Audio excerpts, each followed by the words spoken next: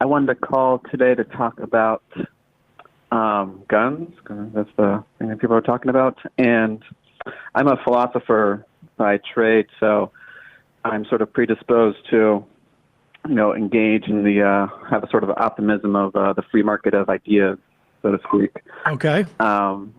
And yeah, on the face of it, I totally agree with all the arguments for gun control, but that predisposition, if you wanted to figure out what's the other side sort of thing.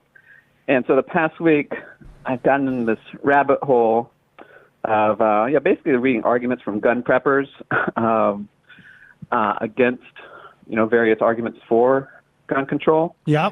And one that I'll preface it by saying it's a lot of stuff that's nuts. And my sympathetic read of it is that, at least some, there are people who are crazy, obviously nuts, but then there are some who are, advocating for,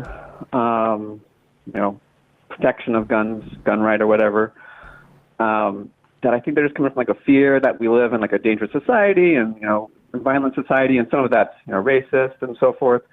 But charitably, I'd be like, yeah, we do live in a violent society, that's dominated at least by one political party that essentially sees the world as one composed of atomized individuals who are in antagonistic relationships with one another, rather than, seeing us as, being caring and understanding individuals. The Republican Party just sees us as all psychopaths who are are threats to one another, and the government is either incapable of or not responsible for caring for people. But anyway, that's my sympathetic read, that people have this fear.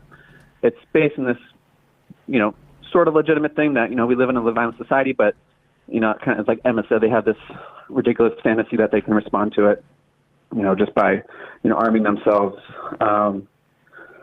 Anyways, one of the things I encountered in the gun prepper literature, if you can call it that, is this argument against the claim that more guns equals more deaths.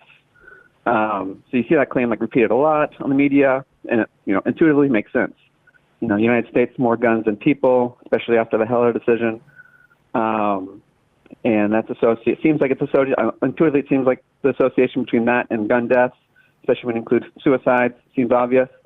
And the literature basically backs that up. There is a clear correlation between gun ownership rates across states and the homicide rates and obviously suicide rates in those states. The relationship is especially clear when you include suicides. But anyways, there's this one gun prepper. I'll mention his name, but it's just if people want to go check it out. Hand waving freakoutery that gets a lot of play in certain libertarian spaces and certain second right amendment, or Second Amendment advocates. And he objects to this claim that there is an obvious connection between the ownership and homicide rates. And so he has this article, it's a Medium article where he kind of goes to the data and he says things like, look, you can look it up yourself and find there's no correlation. And he discusses some of the peer-reviewed articles and shows, in his mind at least, why the peer-reviewed articles don't in fact show what they claim to show, which is they claim to show that there is a correlation between these things.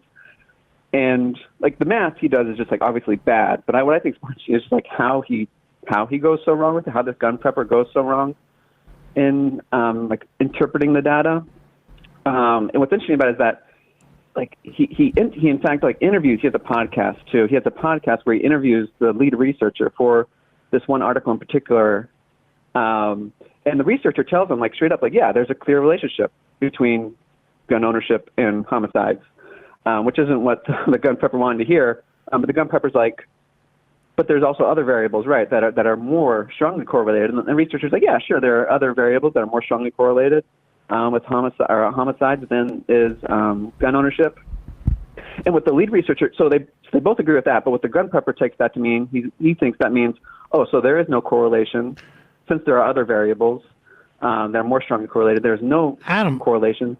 Yeah. It feels like what you're telling me is that you, as a philosopher who who is in many respects trained to validate other arguments, because that is the nature of what you do. You have to take them like, at face value, and you need to show respect to arguments and approach them with, logic and with philosophy to assess them. Yeah, facts don't care about your emotions or everything, yeah. And you don't have the ability that I do to say, that guy is an effing lunatic a-hole who is just an idiot and either has reasons to not understand or is probably just an idiot, because how do you invite the researcher on